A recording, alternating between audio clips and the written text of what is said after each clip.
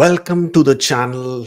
Uh, Amongst a very dull week, this one, but a lot of anxiety, lot of panic, lot of chaos for different reasons.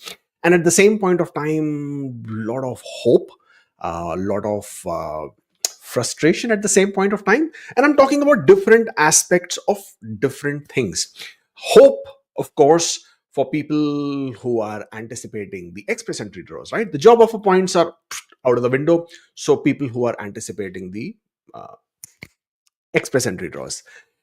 Frustration for people who are expecting the express entry draws. Okay, both ways. And the reason why I'm saying that is because it's very simple, right?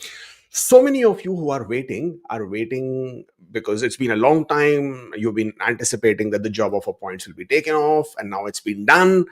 And now you just can't wait for the draw to happen. You can't get over with this anxiety and stress at the same point of time. So the hope is there, and you're all feeling pumped up. And at the same point of time, it's frustration because why the hell are the draws not happening? Your bridge work permit is due. I mean, you would like to apply for one. Your work permit is expiring. Your visitor record is expiring. You have applied for fake extensions. You've got the refusal. Your 90 days restoration period is expiring. Your employer is acting cheeky and funny, not willing to give you any more extensions on the LMIE, and therefore you can't apply for a closed work permit. All kinds of issues with different kind of people. So therefore you couldn't get this started sooner so that it can move on. And therefore mixed emotions out there: frustration, anger, desperation. And I will talk about desperation. Of course, the fact of hope, right? And the hope is the beautiful part, right? That way I can always claim my hashtag and say forever hopeful.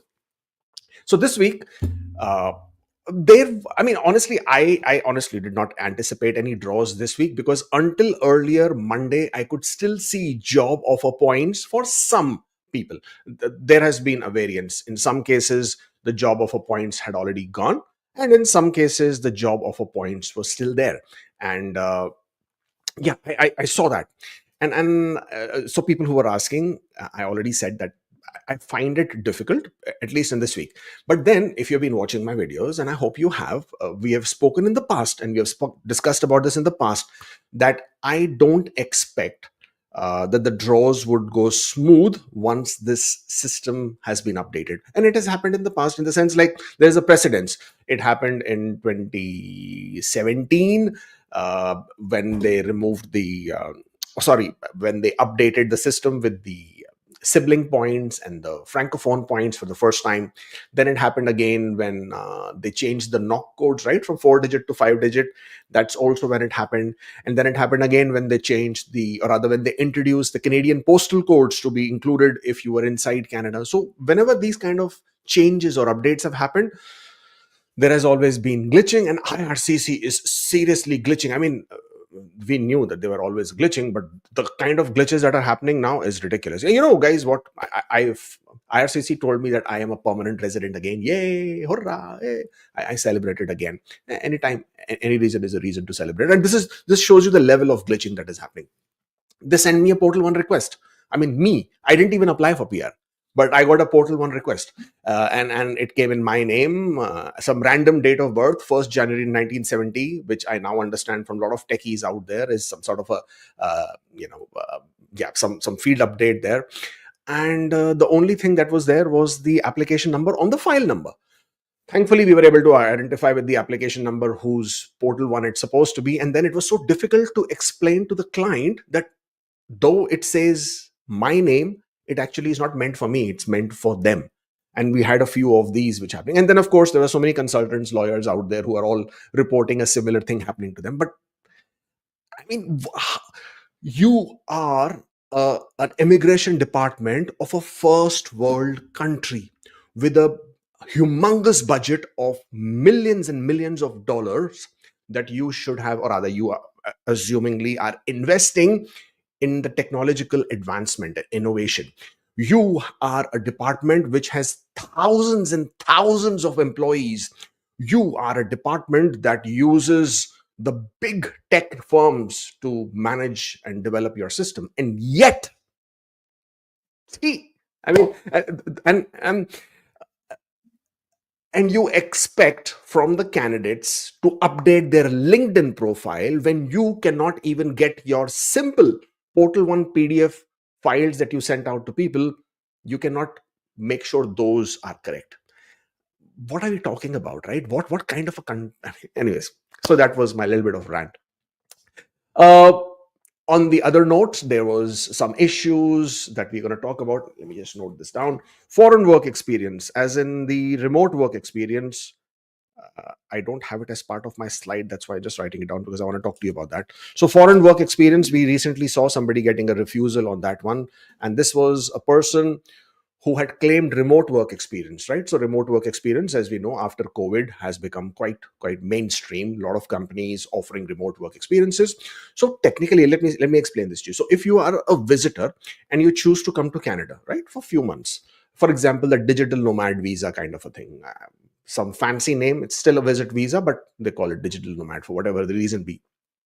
And you come to Canada and you work remotely because your employer is still out there. You are here just visiting and you're working remotely. That work experience is still eligible, right? Of course it is. So what if you're visiting another country? You're still working, you're getting paid, you're performing your job, etc., etc., etc. So when you're coming to Canada and you are working in Canada, you have a work permit status in Canada, then why won't your work experience outside Canada be considered as legit? I mean, it's not like you're not working. So that is what has happened. And there are situations where, a remote work experience may not be eligible, in the sense like, uh, at least the regulations say that under the ministerial instructions section 25, under the excess work, it says you can't do both. You can't claim work experience in Canada and at the same point of time claim foreign work experience. I'm not saying it. It's the ministerial instructions that say that you can't double dip, right? You can't have excess work more than 30 hours. So if that is the case, then only one occupation with 30 hours will be taken. But if you are not working in Canada, or if even if you're on a work permit, and if you haven't taken a short break, or if you don't want to claim Canadian work experience at that point of time, even then your foreign work experience should count. For some reason, IRCC decided to said, no, it won't count, and they refused an application. The advice that I gave to that person, of course, was not to waste their time with the judicial review, or of course it's expensive. And because that person still had a very decent score in express entry, even without this remote work experience being taken off, so that person is safe. But for a lot of you out there who are trying to gain the foreign work experience to complement their scores in express entry, please understand that the treatment of foreign work experience has to be quite different. So usually, how you present your application, how you present your documentation, how you present your information in express entry is that you always choose your physical location as the place. So for example, if you are in Canada, you're working in Canada, your employer is in British Columbia, you're in Ontario, when it asks you your place of work, it has to be Ontario. It is where you're physically located. If you are working in India for an employer in Mumbai, but you live in Chennai, then your location is going to be Chennai, though you're working for an employer in Mumbai. However, when you treat remote work experience, which basically means you're inside Canada working for an employer outside Canada, you cannot show your location to be in Canada, because then it would consider it as Canadian work experience, right? So therefore, in such cases, you have to choose your location of work as outside Canada. Now that's where the conflict is, because at the same point of time, you can't be in two places. You can't say you are in Canada because that's what your history is going to show, and at the same point of time you're saying you're outside Canada, which is a conflict. Therefore, you will have to write a very detailed letter of explanation explaining this conflict. But IRCC, through various communication that they've had, so consultants, lawyers, they have an authorized representative mailbox where we can send some questions, some queries that we don't understand to IRCC directly for their response, and their officers will then respond back with reference to the regulations, with reference to the law. And in so many cases, they have already clarified that remote work experience is acceptable, it's legit. So therefore, after having that clarity, this kind of a refusal just did not make sense. However, if you are considering handling your application and you're doing remote work experience and you want to present that, please make sure a detailed letter of explanation is something which you must pay attention to when you're addressing your remote work experience. Ah, What happened this week? Now, this week, again, this is our Canadian weekly roundup, Canadian Immigration Weekly Roundup. This week was pretty lull, right? Low, down, uh, except for a lot of anticipation, nothing much was happening. A lot of noise about have the points been removed, have the points not been removed. So I can confirm on our authorized representative portal that we manage for our company as immigration consultants, all the profiles that we have which claimed job offer points no longer have that. So all the profiles, it started I think Tuesday onwards, then Tuesday and Wednesday I think everything was gone. So I'm assuming at this point of time the system is still being updated. They haven't completely updated it, but at least as far as I'm concerned, and we had quite a few profiles. There were several profiles that had job offer points. I can confirm all of them do not reflect any job offer points. And obviously, in some cases, the people will still get their ITAs. In some cases, they will struggle and they will have to do something else or strategize and figure out different ways. But in most, all I can say is that at this point of time, as far as I'm concerned, no job offer points for anybody. So out there, if you are a person who was also earlier claiming job offer points, no longer has one, comment below. Let me know if your profile still shows or not. Talking about glitches, another glitch is still creating flutter, and that is on the IRCC's Express Entry CRS calculator. CRS calculator is now showing additional points for francophone language ability proficiency.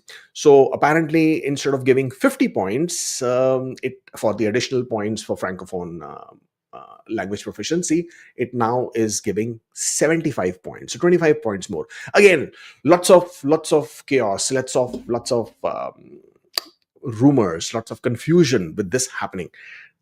But this is just an IRCC calculator. They probably are still figuring out something on the back end, trying to work out some numbers at the back end.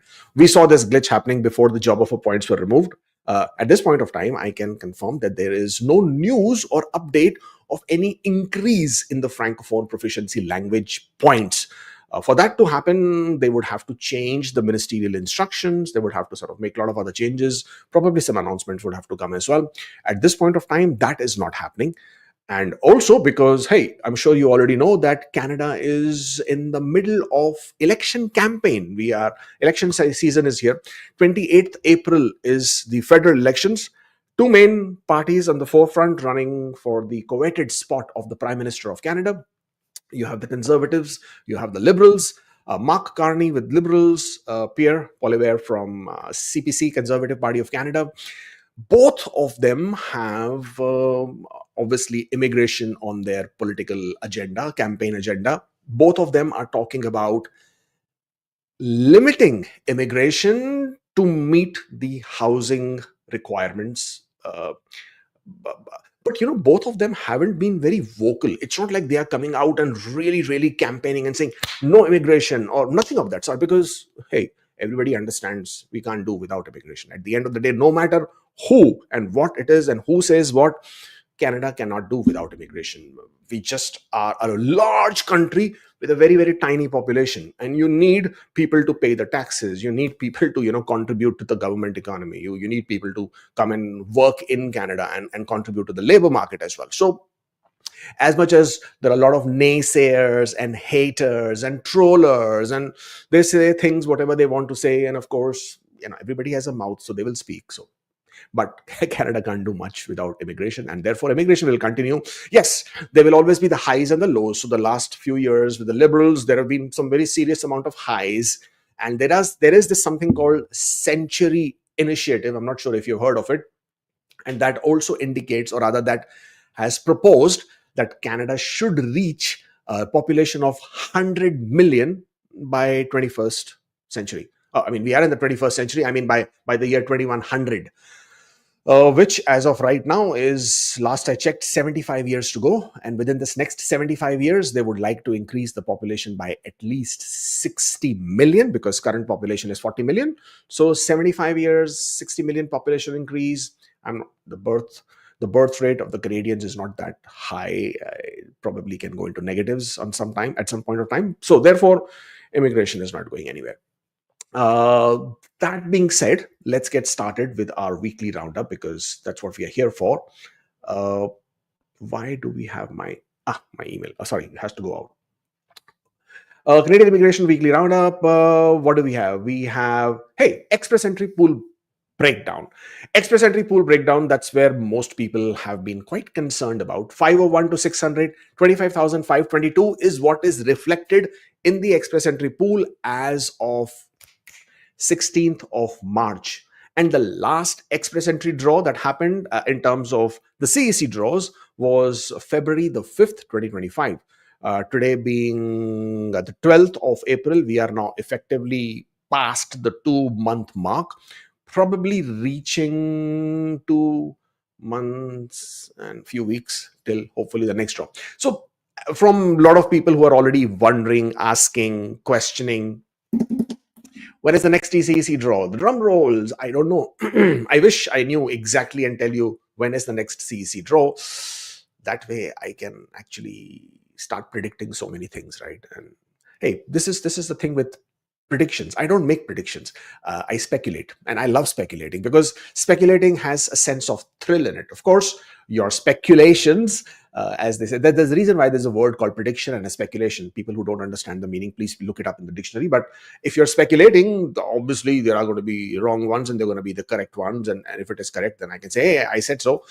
So therefore, as far as speculations are concerned, the speculations are high for an express entry draw next week, which is also probably following the bi-weekly process. And hopefully IRCC stops glitching and puts that money that they get for the technology investments into the right places, and therefore we can see an express entry draw hopefully next week. And if that happens, this 501 to 600 that you are seeing, 25,522, is probably gone up to 27ish, 28,000, I would say. And with that 28,000, then you take off the job offer points. Sorry, when I'm saying job offer, means people with the job offer. Now, last week I shared data with you guys, and I showed you, thanks to Burku Akhayol, who's also an RCIC, she obtained data through the ATIP notes as to how many people had job offer points as of 16th of March. That number was an exorbitant 37,000 people across express entry. So not above 500, but across express entry, including federal skilled workers, federal skilled trade categories, and of course, CECs as well. Now, if you take that into account, then above 500, in my opinion, speculating, is roughly 35%. And so therefore, if I say pool as of 16th of March was 25,522, add roughly 2,500 people who would have been added to the pool, probably even more. So you're looking at about 28,000-ish kind of number, minus, in my expectation, about 35% people who had the job offer points, who are getting themselves added. Take that out, you will come down to roughly 18,000-ish kind of a number.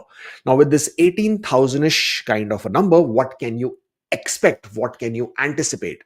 Now, this is where it gets really, really interesting when you are speculating. So that's the thrill of speculating. Score, the last one, the last express entry draw, which was, when was the last express entry draw? Did it 5th of February. 4,000 ITAs were issued for a CEC draw, and the score was 521. After that, of course, you had the PNP, then you have the French language, then you had the PNP, then you had the French language, then you had the PNP, then you had the French language. So effectively, 6 more draws passed and no CEC draw. So the last CEC draw at 521, 4,000 invitations issued. Date was 5th of February. Now, with this data, and now you have 18,000 people in the pool.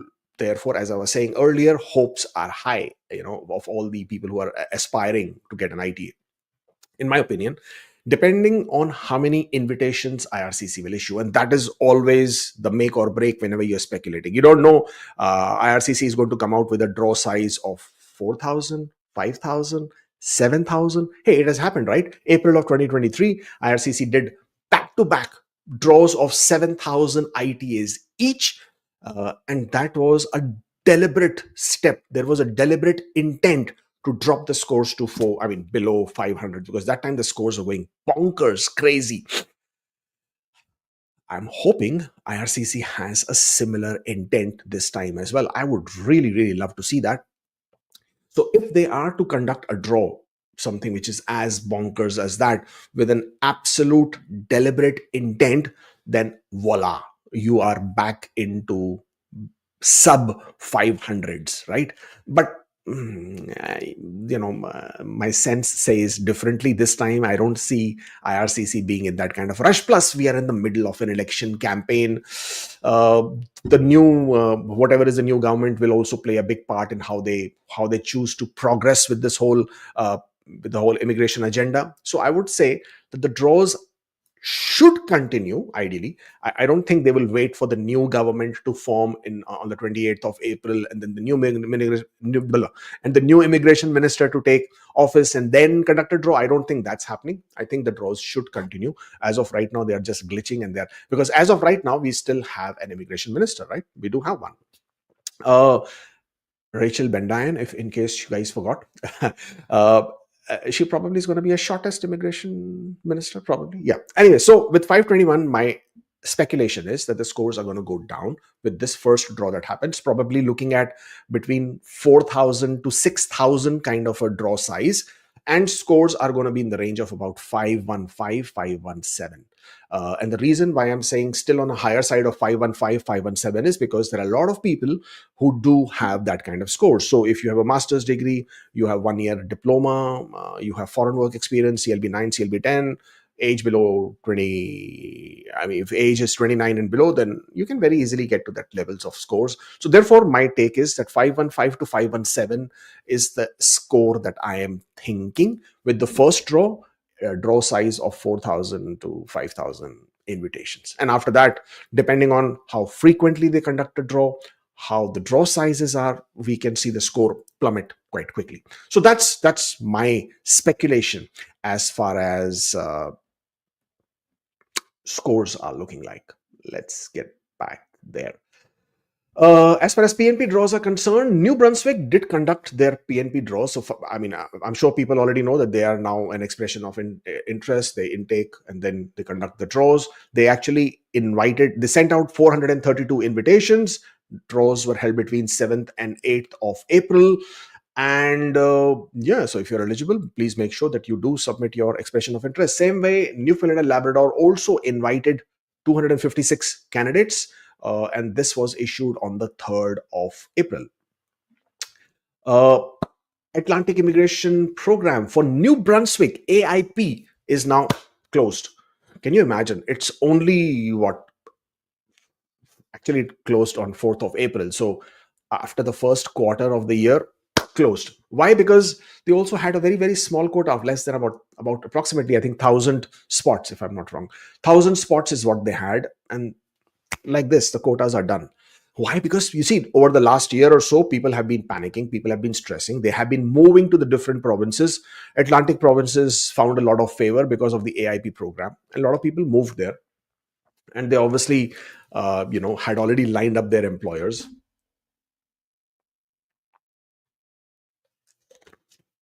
So there you go. So AIP closed as far as New Brunswick is concerned.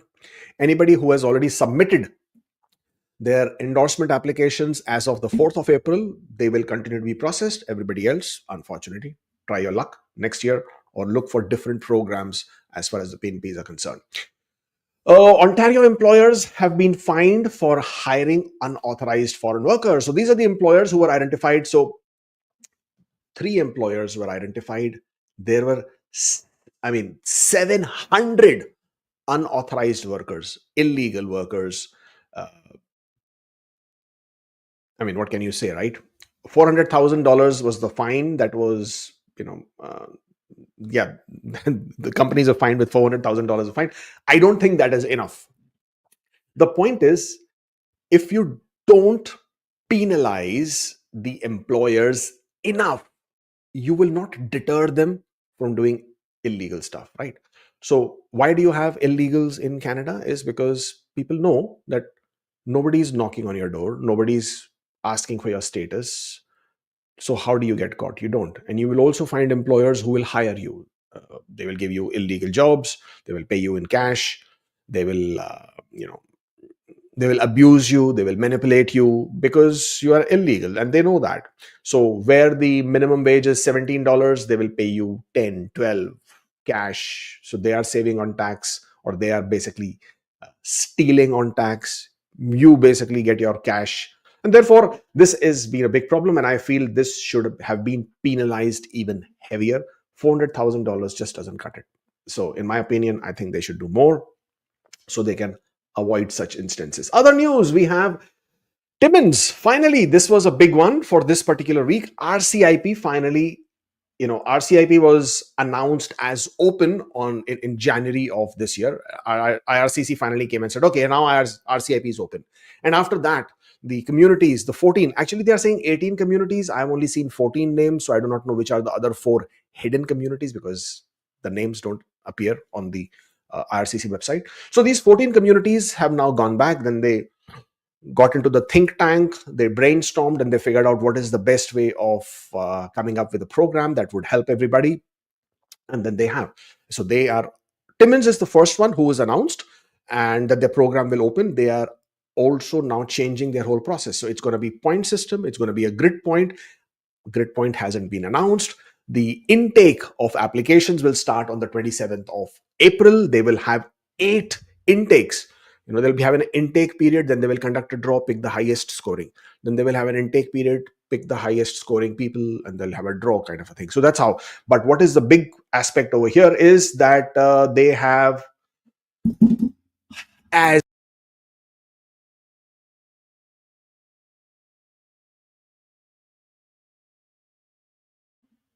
yeah, are we still talking? Yeah, we are still talking. Let me just figure out very quickly if our audios are still working. Yes, audio is still working. Perfect. So what happened was that through one of the community meetings, we came to understand that there will be 5 industries or 5 priority sectors that will be included, and there will be 25 knock codes that will be included.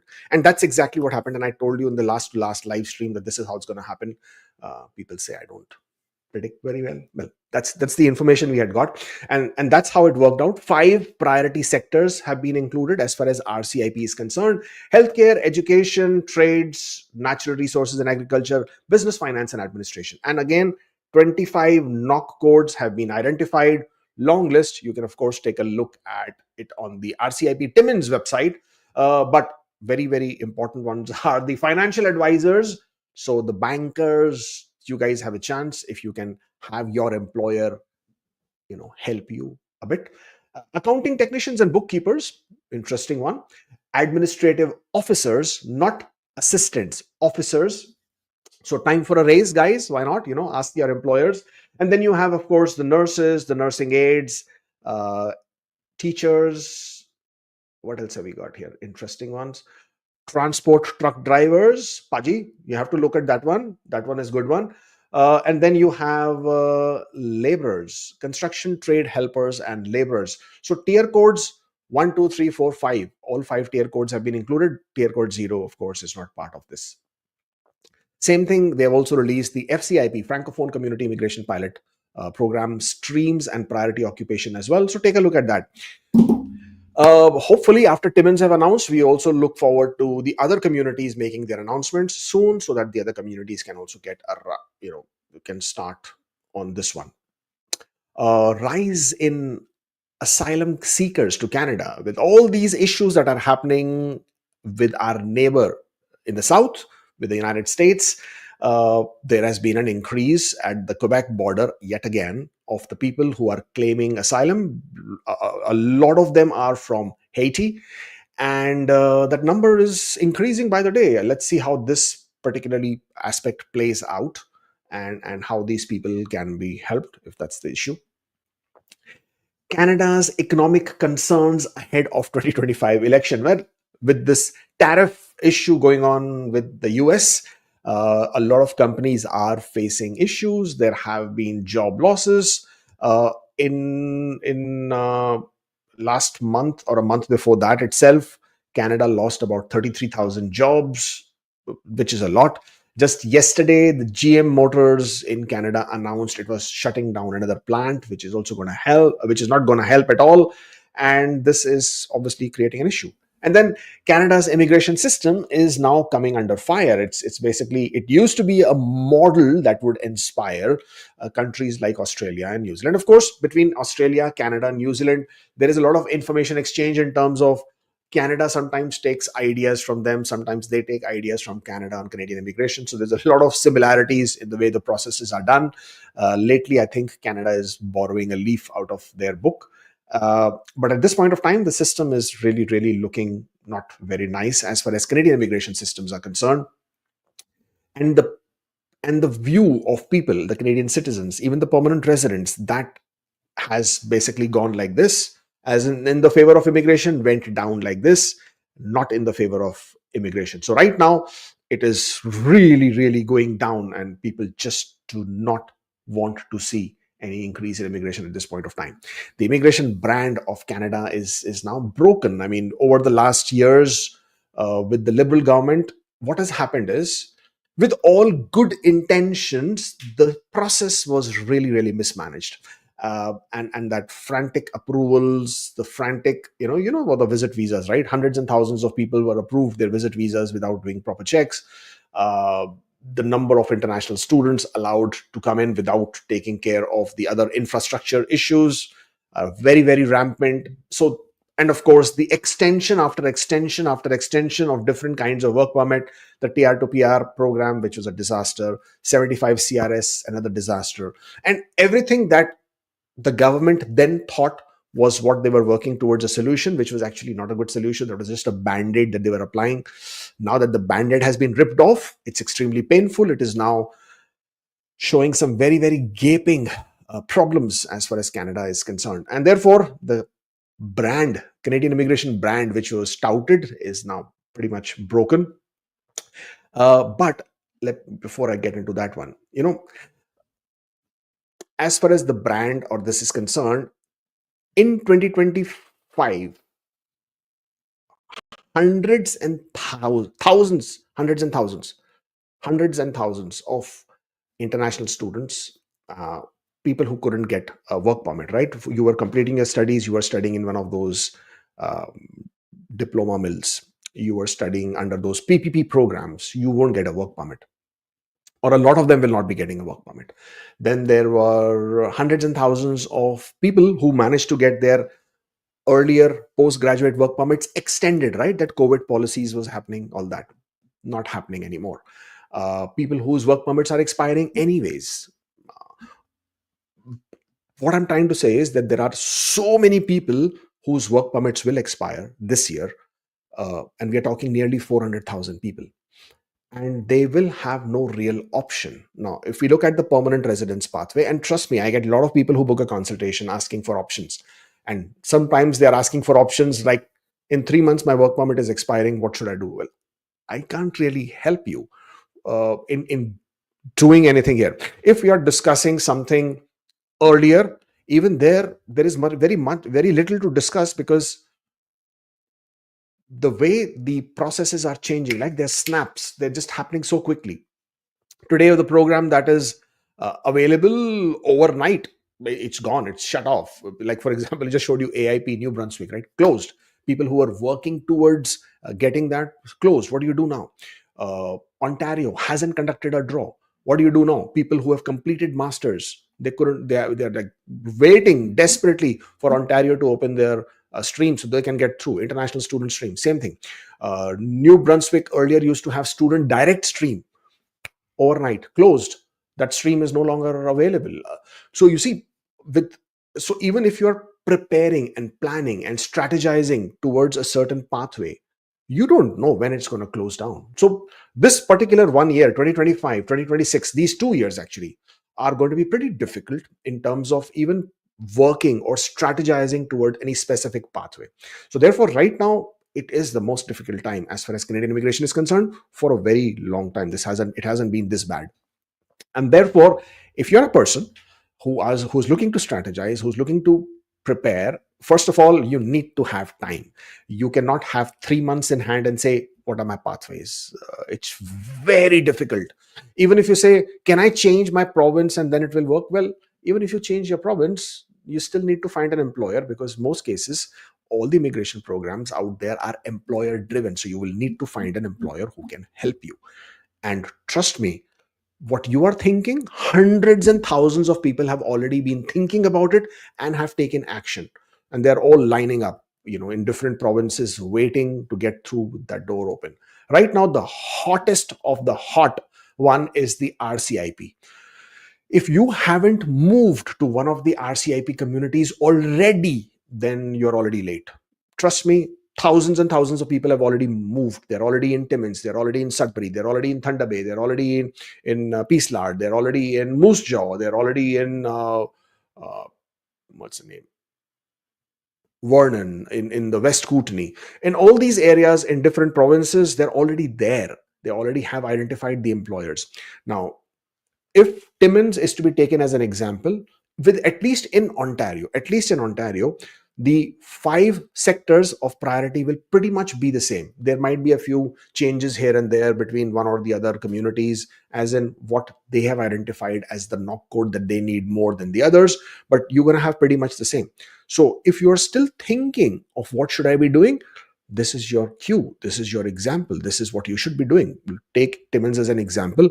Get yourself into that community sooner than later. Find an employer, make sure that the employer is willing to support, and then you may still have a chance. People who are still thinking what to do and they have 1 year at least to move, home care worker pilot, right, which just closed on 31st of March. What a disaster that program was, and I hate it. But it, I mean, completely glitched out systems again, and a lot of people stranded. But if you're strategizing, you're preparing, that is another one to go. Complete your PSW course, complete your home support worker course, complete a child care educator assistant course, get work experience, which will help you in 2 options. For example, if you're trying to gain work experience, at least gain work experience as an assistant nurse, nursing aide, orderly, because this would help you in express entry under healthcare. And this work experience is also eligible under the home care worker pilot. And then try to, after you complete your work experience of at least 6 months, hopefully more or longer, also gain your job offer. Possibly try to find an employer already now, so that you can be ready for when the system opens again for March 2026. That's the way to go. Same care, this is for home care workers, sorry, this is for the child home support workers. Same care with child care. If you can gain work experience as a early childhood educator assistant, okay, gain the work experience, you become eligible with the education category as well within the express entry.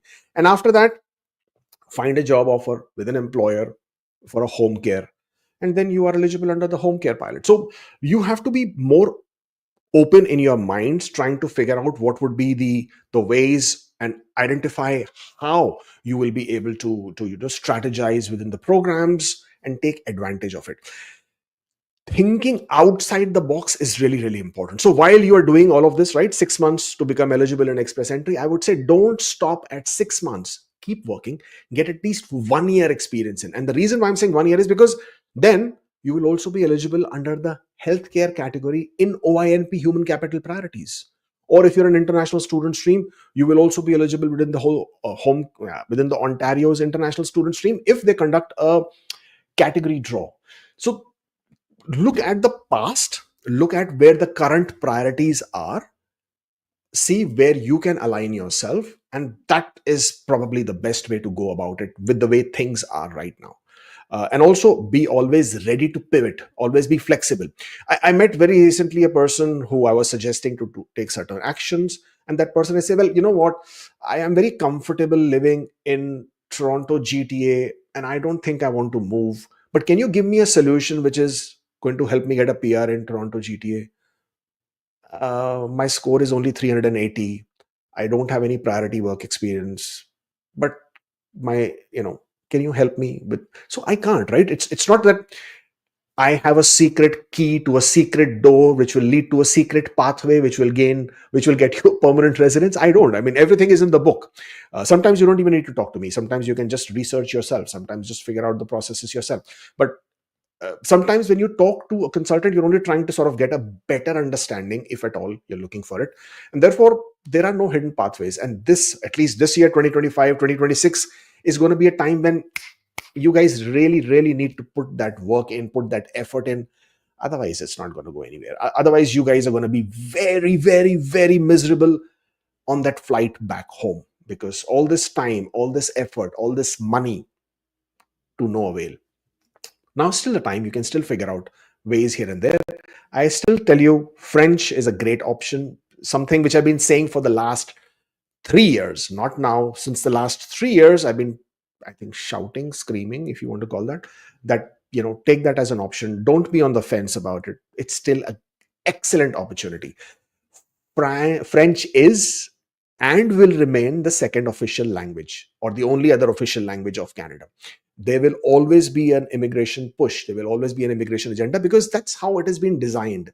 Okay, Quebec continues to be part of Canada. There is a Quebec Accord. There is that intent, and there is that mandate of pushing francophone immigration outside Quebec. So you would always see this, playing out in some way or the other. So therefore, French is definitely gonna. And let's say worst case, nothing works out as far as French is concerned. Hey, you learned another language, and trust me, another language is always a good skill to have. Getting back to my very big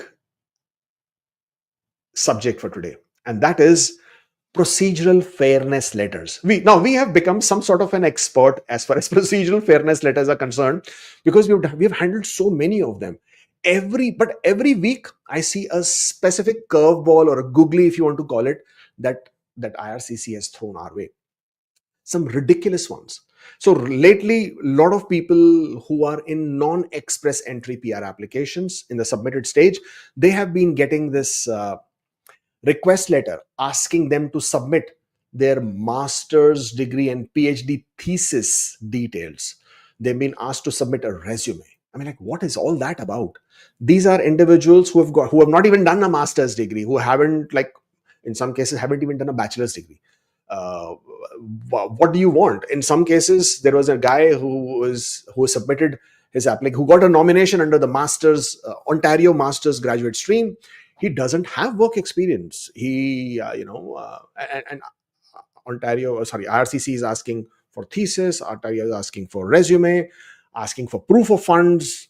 When in non-express entry, there is no specific requirement for proof of funds. You just need to show that you will be able to manage, or will be able to take care of your resettlement in Canada. But we are getting strange kind of PFLs.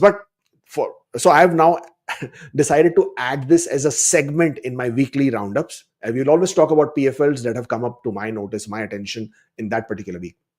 So this week, a very interesting one, which was, I don't have a copy of that because I can't share it. It came on our Facebook group. And if you're not part of our Facebook group, I think you definitely should join our Facebook group. And this is a very interesting one. This is a person who has an LMIA from Quebec. So employer is based in Quebec. The LMIA is from the employer in Quebec. And this person has shown in their intention to reside outside Quebec. So they've claimed job offer points because they have an LMIA. Then, in order to show their intention to reside outside Quebec, they have given all kinds of documents already upfront. Why? And this was another problem. People go to forums, people read all these, go on to the Reddits, they go on to the Reddits, they go on to the Facebook groups, the WhatsApp groups, and anybody and everybody is an expert. Everybody's uncles and chachas and mamas, and everybody can guide you on immigration, but to themselves, right? And this person was guided to provide all kind of documentation to show that their intention is to reside outside Quebec. Okay, so they provided their lease agreement, their utility bills, their driving license, their health card, and God knows what all. So IRCC is asking them, hey, you know what? Your employer is based in Quebec. You are on an LMIA work permit, but you are living in Ontario. Okay, fair enough, depending on whatever you are. But your job offer points that you are claiming is supposed to be that you have a job offer which is valid for at least 1 year after you become become PR after 1 year. So your job offer is valid. Means if you are going to be working in Quebec for at least 1 year after you become PR, and then you want to live, you're showing me that you're living outside in Ontario. First of all, I don't believe what you're saying. Okay, because the kind of a job you are doing is not particularly remote. So if you're telling me you're driving every day to your workplace, pretty difficult. And then you're showing me all of these documents. And then you're also claiming 50 points. And then you're also saying that you will be working in this employer for at least 1 year after you become PR. So, hey, my dear applicant, please pray, do prove how do I consider this to be genuine and your intention to be outside, live outside Quebec. Very tricky one. And this one, I would, because I do not know the details of this application, I can't really tell you much about it. But you see where I'm coming from in terms of how it happens. People getting PFLs for their intention to reside out of Quebec, very common. Okay. But how you explain it, even if you have a job offer from an employer in Quebec, possible to claim points, but provided you prepare it well, provided you explain it well. By providing these kind of documents upfront is digging your digging a hole for yourself to fall into as a pitfall. Anyways, so this was one situation, but what is more interesting is the ones on your screen, and let me show you this one. This is a person who is a certified CNC machinist with a knock code of 72100. Now, this person, not my client, I came across this PFL, and this person has work experience which is pretty much matching 1 year of work experience. So IRCC saying, you have provided me with a reference letter which is a direct copy paste from the knock website, from the knock code that we have posted, and you have copy pasted everything in your employment reference letter. We don't think it is genuine. How it's possible that out of so many different job titles that are included in the knock database, you have just copy pasted the same thing? How is it that you're performing exactly the same thing? It's not possible. All right, because each company has a different way of drafting their job description. IRCC's knock website that you have, or actually it's not even IRCC website, it's ESDC website. The knock database that you see and the knock duties and responsibilities that you see apply to lots and lots of different job titles. So they are, not unique to a specific title. So therefore, if you are copy pasting those duties, you are pretty much inviting trouble. And we have seen this so many times in the past. People who copy paste duties from the knock on the ESDC website and then put it on their reference letters and give it to IRCC. In the past, IRCC has been pretty flexible and lenient. Right now, this is IRCC version 3.0. They are not in a mood to accept these kind of things. So this is one. And then there was another PFL. This time, again, 1 year of experience, finishing carpenter, 72310 knock code.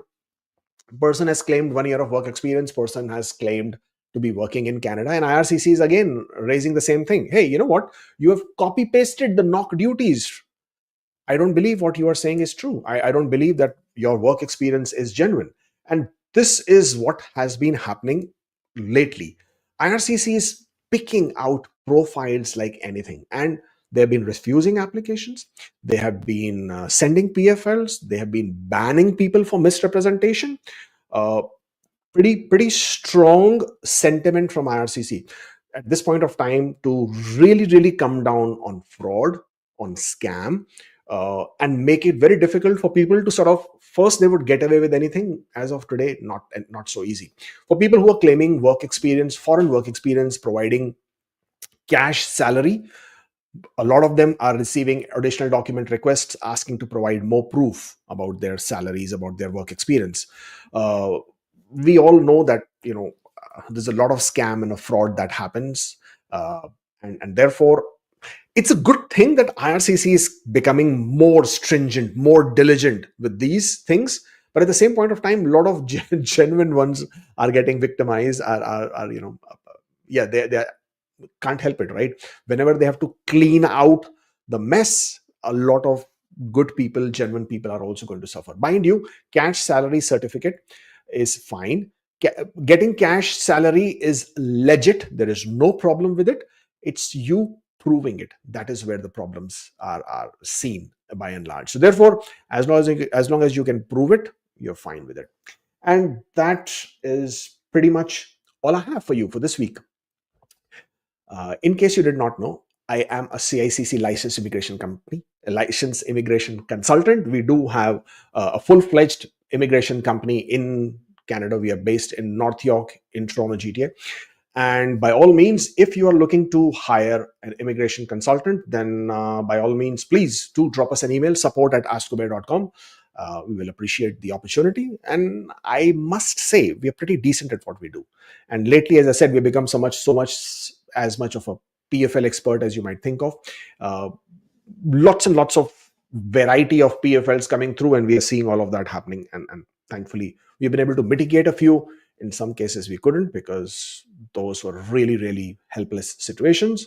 But then we are also collaborating with a law firm, and we can recommend you to a very good and I think it's a cheaper judicial review solution that might be available.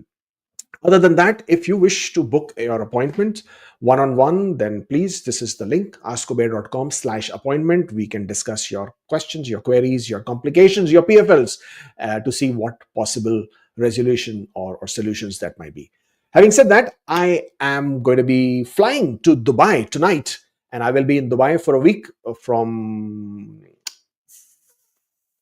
tonight, 13th, 14th onwards until next week. And if you're in Dubai and if you want to meet up and discuss your applications, your complications, your strategy, then again, please book an appointment. This is the link. This is askkubeir.com/appointment. And if you are in Hyderabad, the city of Nizams, also going to be there from the 28th April until the 3rd of May. And again, same thing. If you want to meet up, if you want to discuss about your complications of your application strategies, then this is the link. I will also be visiting Yangon. I do not know how many of you know Yangon. Yangon is in Myanmar, also used to be called Rangoon, Burma. I'm there on the 24th. So if anyone is interested, please drop me an email. Happy to take a look at that as well. That's basically all that I had for you guys in terms of the weekly roundup. I'm going to take very quick questions because to rush. Oh, it's already 10 past 3. Okay. Very, very quickly, we will run through these questions to see what we can help you with. Lalita says, PR was refused, reason on Kubeir's FB page. Okay. Can I do not know what was the reason on Kubeir's FB page.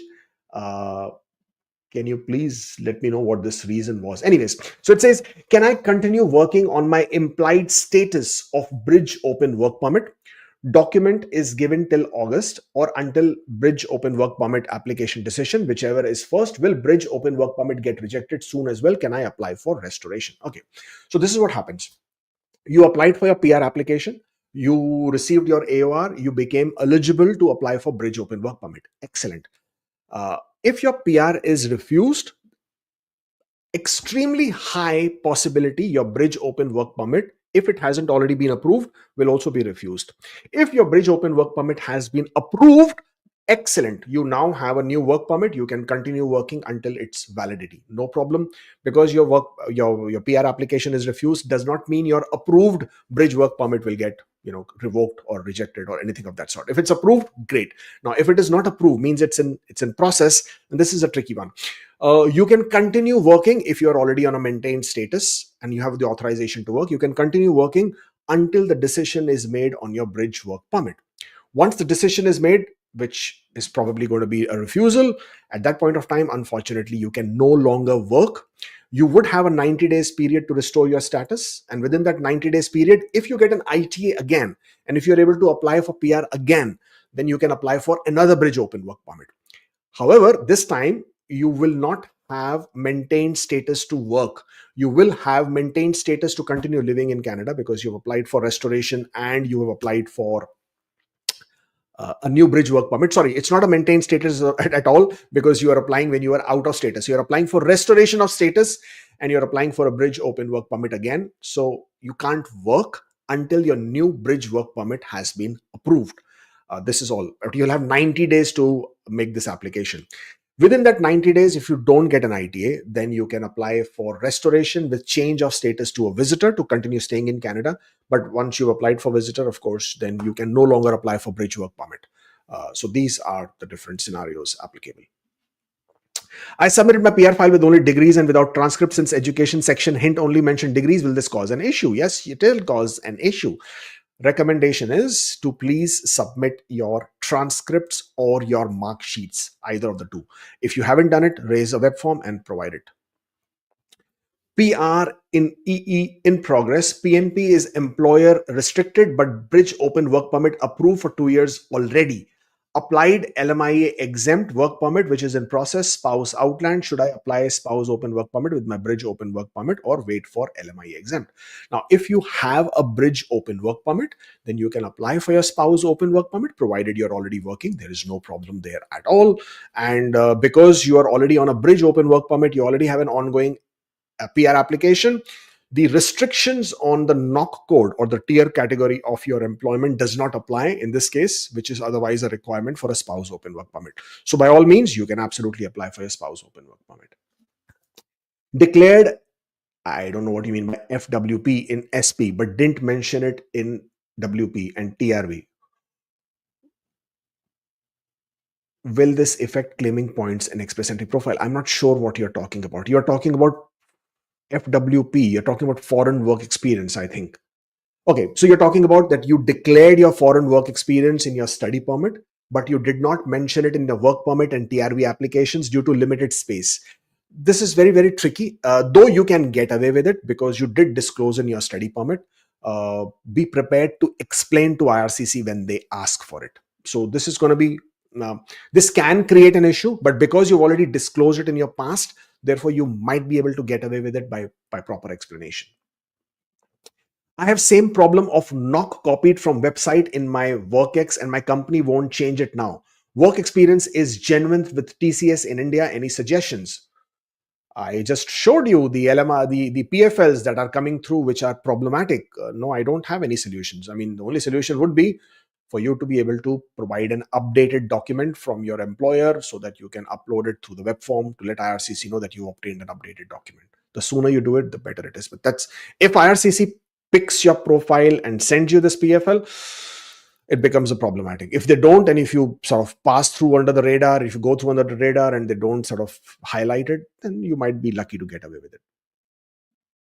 My agent is not giving me express entry profile access. We are not on the same page. Can I create my new profile? Well, what you can do is you can create a new GCK account, and then in that GCK account, choose the option link my application.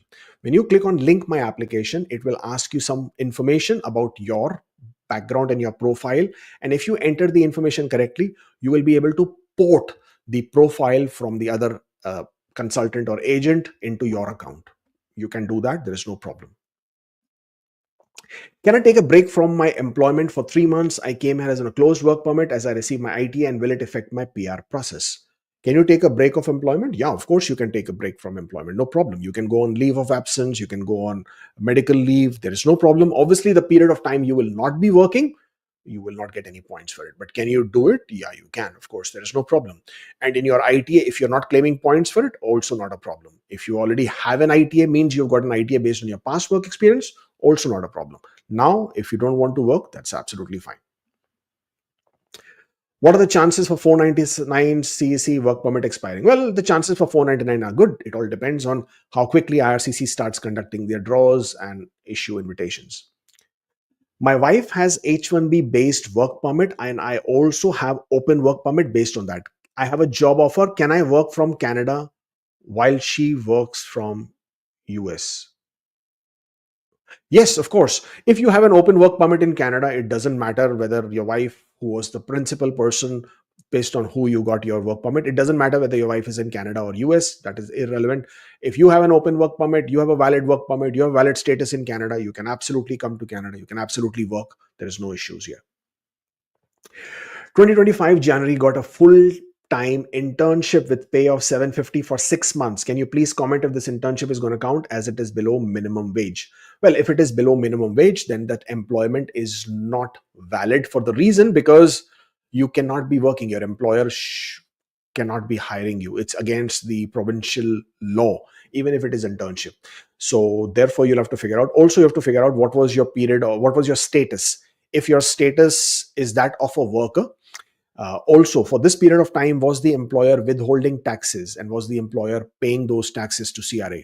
A lot of those unknowns here from your question, but As far as IRCC is concerned, as far as the technicality of the law is concerned, there is no restriction on the minimum wages. There is nowhere does it say that you have to be paid minimum wages, only then the work experience gets counted. There is no such restriction. Because of that, you may be able to get away with it if you have proof that your taxes were being withheld. That because this all has to be proven that this is a genuine, acceptable, valid uh, work experience, and of course, what was your status in Canada at that point of time.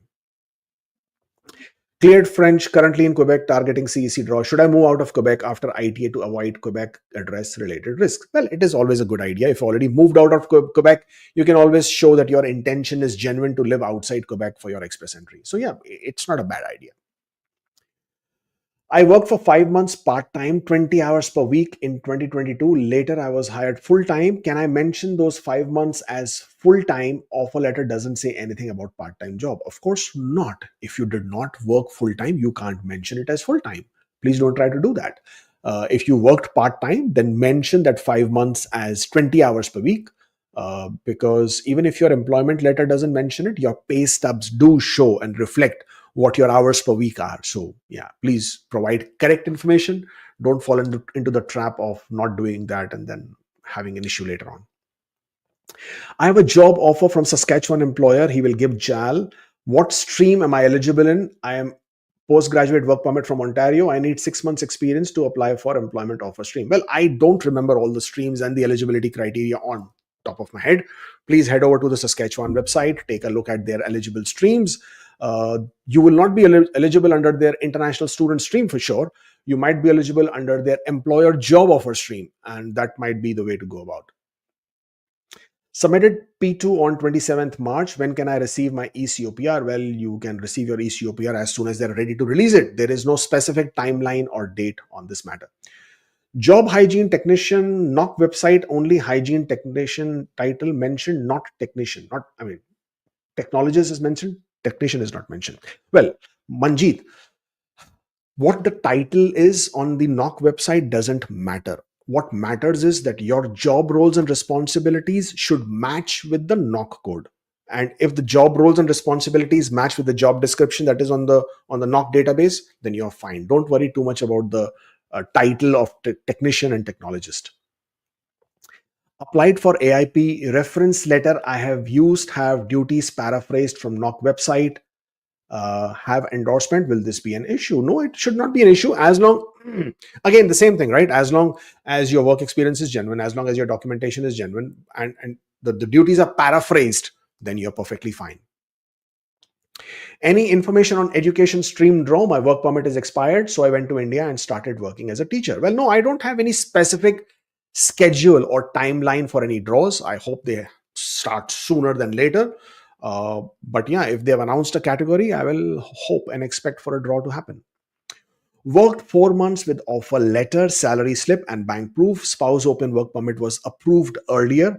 Company now shut, no reference letter. Can I still claim points for EE? Anyone face this? Thanks in advance.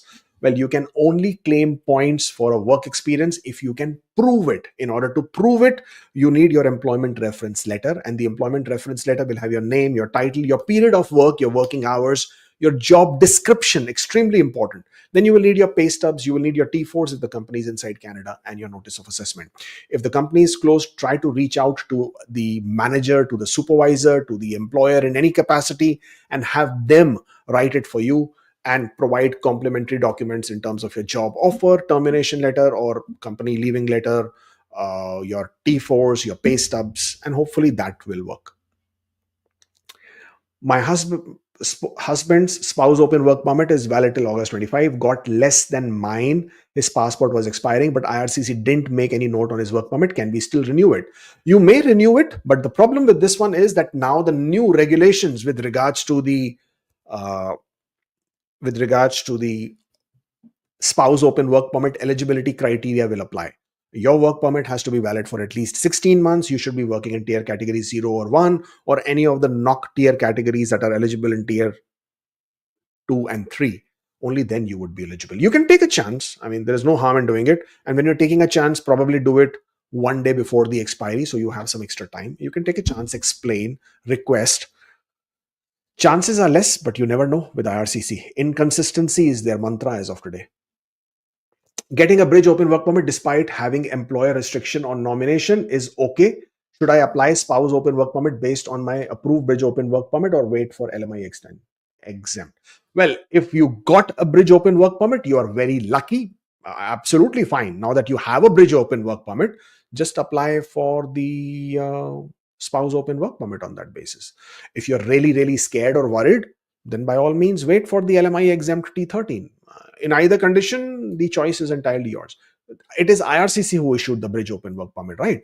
And you have a PR application in process, right? In both the conditions, even if you have an LMI exempt T13 application in process, you can still apply for spouse open work permit. Can we claim PTO?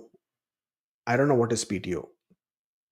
As was mandatory after intent of resign. Please note I was in Canada when claiming PTO. I don't know what you mean by PTO. The point is, whatever this PTO is, that if you are working during this period of time, then you are fine. Oh, you mean paid time off? Is that what you mean? Paid time off? No, if you're not working, then you are not working. If this was your leave, if it was your time off, as in terms of your paid vacation, paid leave, then yes, up to 2 weeks, IRCC does accept in terms of the allowance of the work experience. I work 1 year and 3 months full time, and after that, in some weeks, worked as part time and in some weeks as full time, but it counts as 3120 hours in the end. How can I show this in EE as full time or part time? You probably will have to split your work experience between part and full time. You will have to prepare a chart. You will have to show the hours less than 30 as the actual hours, hours more than 30 as 30 hours, calculate all of it and show what the total hours are. As long as it meets the requirement of 3120 after that, then you are fine for claiming 2 years of work experience. Otherwise, you will need to work additional hours to claim that. What are the documents that I need to submit as proof of employment in Canada for pay stubs? Should I submit all the pay stubs? Well, you need the employment reference letters, you need the pay stubs, you need the T4s, you need the notice of assessment. Bank statements with salary credit is not required upfront unless IRCC specifically asks for it. As far as pay stubs are concerned, I usually like to submit at least 1 year worth of pay stubs. So that's 26 pay stubs. If it's bi-weekly, I prefer doing that. But it's entirely up to you. Some of you might even want to do 6 months and then wait if IRCC asks for more. I prefer doing at least 12 months and then definitely T4s and notice of assessment. Is distance bachelor's degree from India accepted to increase points? I did that when I was doing undergraduate diploma in Canada. Yes, absolutely fine. As long as you have a valid ECA and it is an equivalence of a bachelor's degree, you can absolutely claim points for a bachelor's degree there. Study permit and spouse open work permit approved for 1 year masters deferred to September. Web form with new offer was sent before approval but received LOI with expiry March. Can border officer update it or amend after entry? They usually don't. They will usually give you the extension of your study permit only until the date that is mentioned in your letter of entry, LOE, that you have, that you will come to Canada. And then you will have to apply for extension, because the border officer cannot give you a longer duration of study permit, because now you have deferred your program, and they will always tell you to apply for an extension after your period has been completed. Can I apply for GCMS notes for visit visa refusal? Yes, you can apply for ATIP notes for any kind of immigration application. That is not a problem at all. Is 507 CRS without LMIA a good score, or else should I try to increase my score with IELTS as I've given 3 attempts? Well, if you can improve your scores, excellent. That is the way to go. But in my opinion, 507, with the way things are right now and how the pool looks like, I think 507 has a great chance. It's very positive, and I think you should be able to get through with that. That's all I have for you today. I am in a bit of a rush. I need to get to somewhere, and that's the reason we started our weekly live very early this morning. But thank you all for joining in. I am off to Dubai and then Hyderabad, and then there are a couple of other places, as I said, Yangon and Myanmar. If I see you there, I see you there. If you see me, stop by, say hi. I'll be very happy to meet with you. And if you want to book an appointment, as I've already told you, you're more than welcome to book an appointment one-on-one. My slots are open throughout, even if I'm traveling. They might be in an odd hour, but by all means, you're more than welcome. That's the link, askkubeir.com/appointment. Very happy to take a look.